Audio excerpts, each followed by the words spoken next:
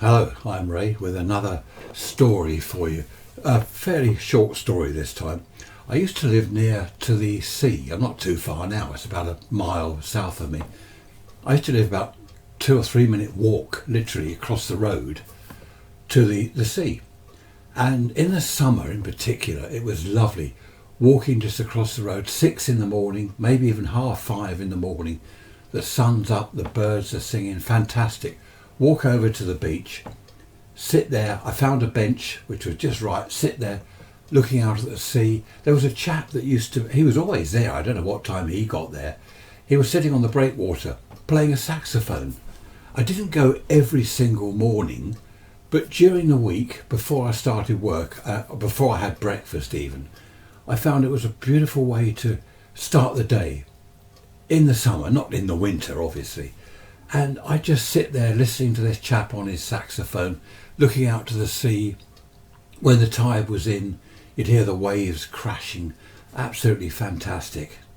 There'd be 1 or 2 people walking dogs, just going for a walk or a jog as they used to do. People still jog? I don't know. I'm going back quite a few years now. One day, this old boy walked past. I hadn't seen him before. As I said, I wasn't there every day, perhaps 2, maybe 3 days a week. This old boy walked past and I started seeing more of him. Not every time, but sometimes I'd be down there, he'd walk past and he started smiling. And then it started morning and I'd say morning, you know how it goes. It would build up. And then he'd say, lovely day. I'd say, yeah, it is, isn't it? It's really nice. I'm not very good at ages. I suppose he late 70s, could be early 80s.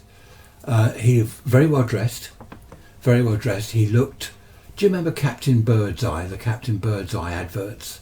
The beard and the hair. He was obviously grey beard, grey hair, but very smart trousers and jacket and a nice shirt, open neck shirt. He looked really smart, shiny shoes. He looked after himself, obviously. He always had a pair of binoculars hanging around his neck. And as the good mornings and the pleasantries increased as time went by, I said, what are the binoculars for? Are you looking out at sea? Oh yes, he said, yeah, I look at the ships. And there were quite a few ships then, I don't know whether there are now, but from Shoreham Harbour, I think there must be quite a few still. There's oil tankers, coal. There used to be a lot of coal ships, coasters they called them, that went round all the coast, delivering and taking on coal and stuff. There's timber. And we got talking, and one day he said, do you mind if I join you? And I said, no, sit down. He sat with me and he said, I used to be a radio officer in the Navy back in World War II.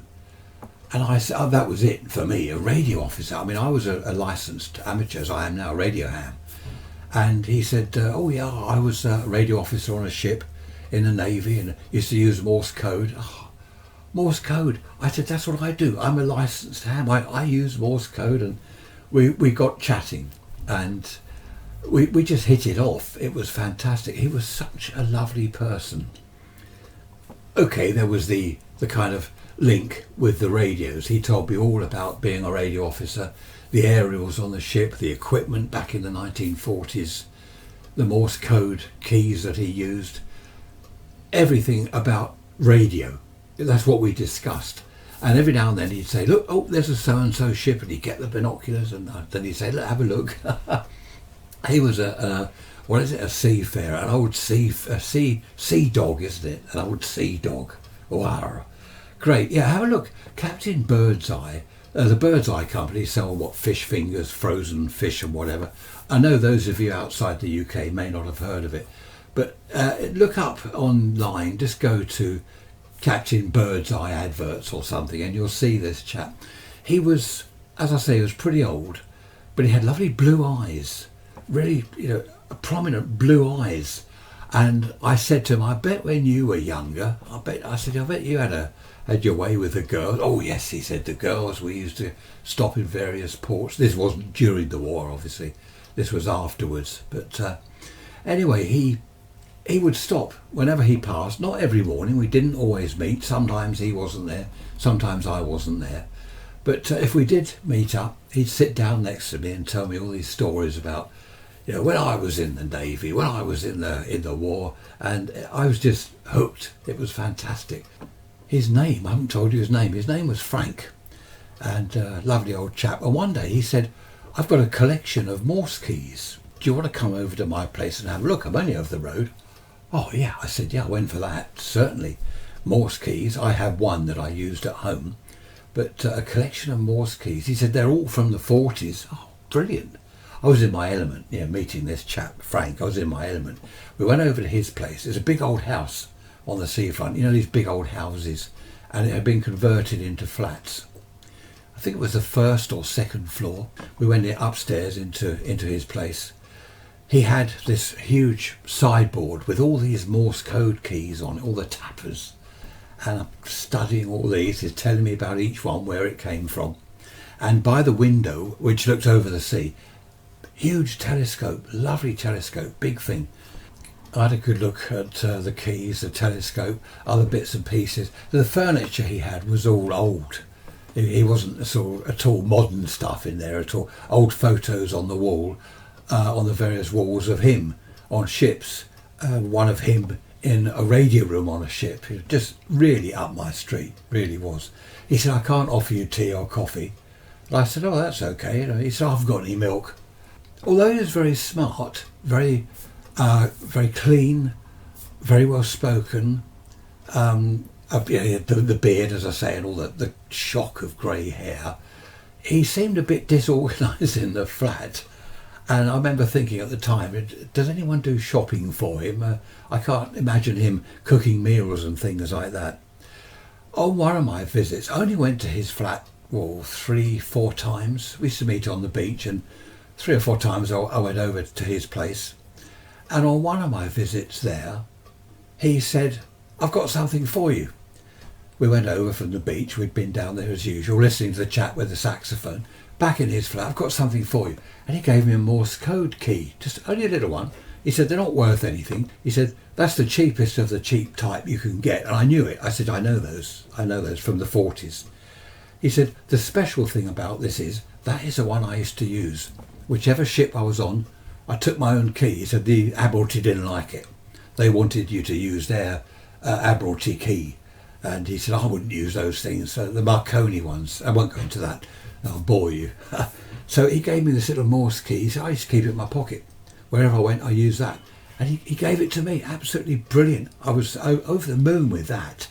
Because I only had my one key at home. But to think that I had the Morse key that he had used on the ships as a radio officer during the war. Amazing. I'd been going down to the beach and Frank hadn't turned up. I thought for a whole week he hadn't turned up, and I thought, well, I probably missed him. I was there Monday, he wasn't. He might have been there Tuesday when I wasn't. I didn't think a great deal about that. When we got into the next week, I went every day because I was beginning to get a little bit of worry. I was there Monday, no, he wasn't there. Tuesday, no. Chap with the saxophone was there. He started nodding and saying hello and stuff. I didn't see Frank for the entire week. I didn't want to go over to his place, and I didn't want to intrude, but eventually I thought, well, I better make sure he's all right. He's in that flat on his own, and he was getting on in years, so I thought I'd go over there. I went up the stairs along the corridor, communal corridor, to his place, and tapped on the door, and this chap opened. This young man, well, I say young, Frank was, compared to Frank, he was young. I'm no good at ages, 40s, 50s, perhaps late 40s, early 50s, I don't know. And he said, can I help you? And I sort of looking at it, I said, yeah, I wonder whether I got the wrong door. I'm looking around the corridor. I said, no, this is Frank's door. I said, I've come to see Frank. And he said, you better come in. And of course, I was thinking the worst. Oh dear, what's happened? What's happened? So I went in, and the flat had all changed. The telescope was there, the Morse keys, all different furniture. The Morse keys were still on display, but in a glass, like a corner cabinet thing, with all the Morse keys. I'm looking around thinking, what's happened here? Frank's gone. He must have, I don't know, I just thought the worst. And this chap said, are you a friend of Frank's? And I said, yes, I am. And he introduced himself as Frank's son. I knew what had happened then, and he said, look, I'm sorry. It's bad news. And I guess, I said, oh, he's gone. He said, yeah, he passed away. And I said, oh, I was quite shocked actually, because I had really grown to like him. You know, we got on so well, and I found him such an interesting and intelligent, intellectual person, great conversationalist, and I was just devastated. I really was devastated. And I said, well, you know, my condolences. I'm very sorry. I said, I used to come back here and Frank would tell me all about the Morse keys and the telescope. You know, we'd look at the ships. He said, oh yeah, he loved his flat. He said, because he could see like quite an expanse of the sea, nothing in the way.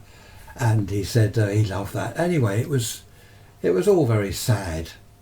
And I said, look, I'll leave you in peace. I won't, you know, intrude. And he saw me to the door, and as he opened the door, I stepped out into the hall, and he said to me, when did you last see Frank? And I said, about 2 weeks ago. And his face, he just looked puzzled. But he said, my dad passed away 5 years ago.